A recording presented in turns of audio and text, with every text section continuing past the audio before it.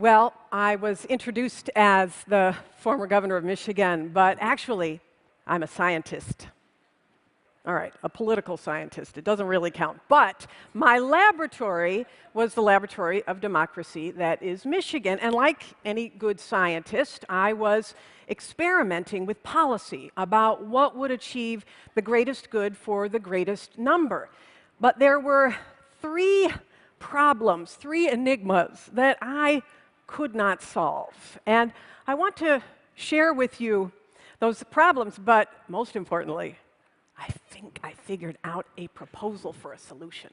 The first problem that not just Michigan but every state faces is how do you create good jobs in America in a global economy? So let me share with you some empirical data from my lab.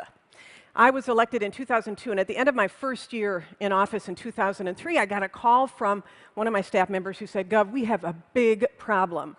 We have a little tiny community called Greenville, Michigan, population 8,000, and they are about to lose their major employer, which is a refrigerator factory that's operated by Electrolux." And I said, "Well, how many people work at Electrolux?" And he said, 3,000 of the 8,000 people in Greenville. So it is a one-company town. And Electrolux was going to go to Mexico. So I said, forget that. I'm a new governor. We can fix this. We're going to go to Greenville with my whole cabinet, and we will just make Electrolux an offer they can't refuse. So I brought my whole cabinet, and we met with all of the poobahs of Little Greenville, the mayor, the city manager, the head of the community college, and we basically sort of emptied our pockets and put all of our chips on the table, incentives, you name it, to convince Electrolux to stay. And as we made our pile of chips, we slid them across the table to the management of Electrolux. And in the pile were things like zero taxes for 20 years, or that we'd help to build a new factory for the company, we'd help to finance it. The UAW, who represented the workers, said they would offer unprecedented concessions, sacrifices to just keep those jobs in Greenville.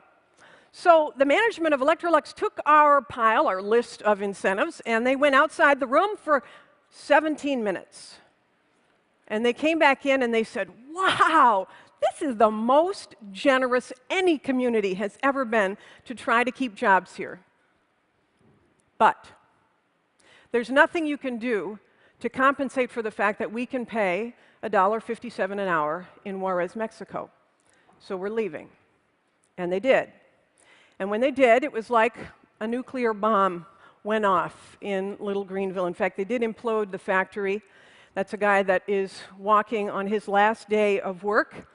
And on the month that the last refrigerator rolled off the assembly line, the employees of Electrolux in Greenville, Michigan, had a gathering for themselves that they called the Last Supper. It was in a big pavilion in Greenville, an indoor pavilion, and I went to it because I was so frustrated as governor that I couldn't stop the outflow of these jobs, and I wanted to grieve with them. And as I went into the room, there's thousands of people there. It was just a big thing. People were eating box lunches with round top tables, and there was a sad band playing music, or there was a band playing sad music, probably both. And this guy comes up to me, and he's got tattoos and his ponytail and his baseball cap on, and he had his two daughters with him. And he said, "Gov, these are my two daughters." He said, "I'm 48 years old, and I've worked at this factory for 30 years. I went from high school to factory. My father worked at this factory," he said. "My grandfather worked at this factory. All I know is how to make refrigerators." And he looked at his daughters, and he puts his hand on his chest, and he says, "So, Gov, tell me, who is ever going to hire me? Who is ever going to hire me?" And that was asked not just by that guy, but by everybody in the pavilion, and frankly, by every worker at one of the 50,000 factories that closed in the first decade of this century. Enigma number one: how do you create jobs in America in a global economy. Number two, very quickly, how do you solve global climate change when we don't even have a national energy policy in this country, and when gridlock in Congress seems to be the norm?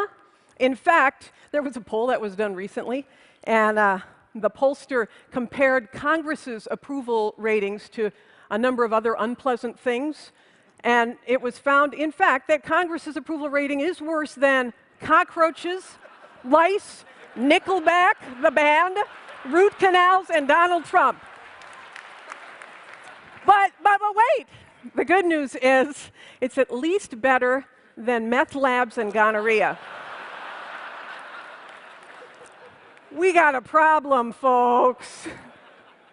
So it got me thinking, what is it, what in the laboratory that I see out there, the laboratories of democracy, what has happened, what policy prescriptions have happened that actually cause changes to occur and that have been accepted in a bipartisan way?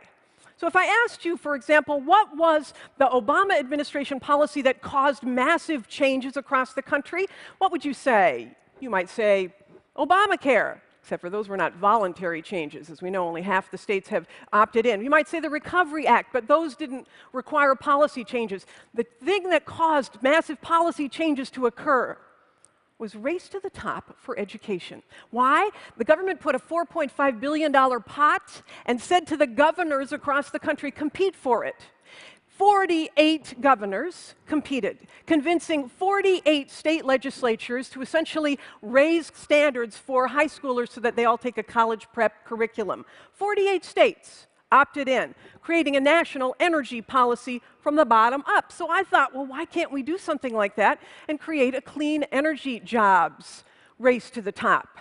Because after all, if you look at the context, $1.6 trillion has been invested in the past 8 years from the private sector globally, and every dollar represents a job. And where are those jobs going? But they're going to places that have policy like China. In fact, I was in China to see what they were doing, and they were putting on a dog and pony show for the group that I was with, and I was standing in the back of the room during one of the demonstrations and standing next to one of the Chinese officials where we were watching. He says, so, Gov, when do you think the US is going to get national energy policy?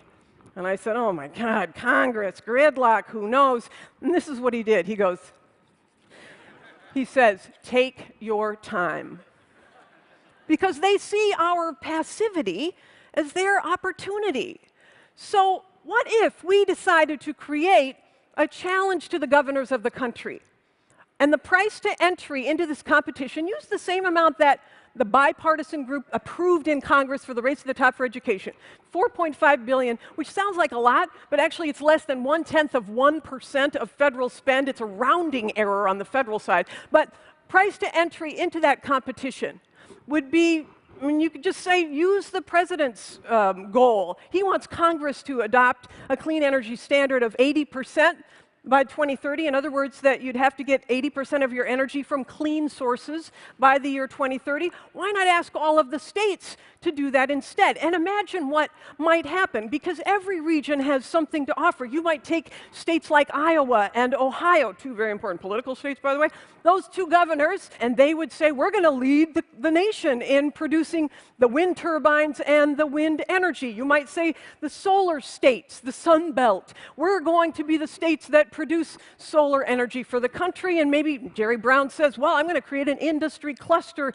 in California to be able to produce the solar panels so that we're not buying them from China, but we're buying them from the US. In fact, every region of the country could do this. You see, you've got solar and wind opportunity all across the nation. In fact, if you look just at the upper northern states in the West, they could do geothermal, or you could look at Texas and say, we could lead the nation in the solutions to smart grid. In the Middle Eastern states, which have access to forests and to agricultural waste, they might say, we're going to lead the nation in biofuels. In the upper Northeast, we're going to lead the nation in energy efficiency solutions. Along the eastern seaboard, we're going to lead the nation in offshore wind. You might look at Michigan and say, we're going to lead the nation in producing the guts for the electric vehicle, like the lithium-ion battery.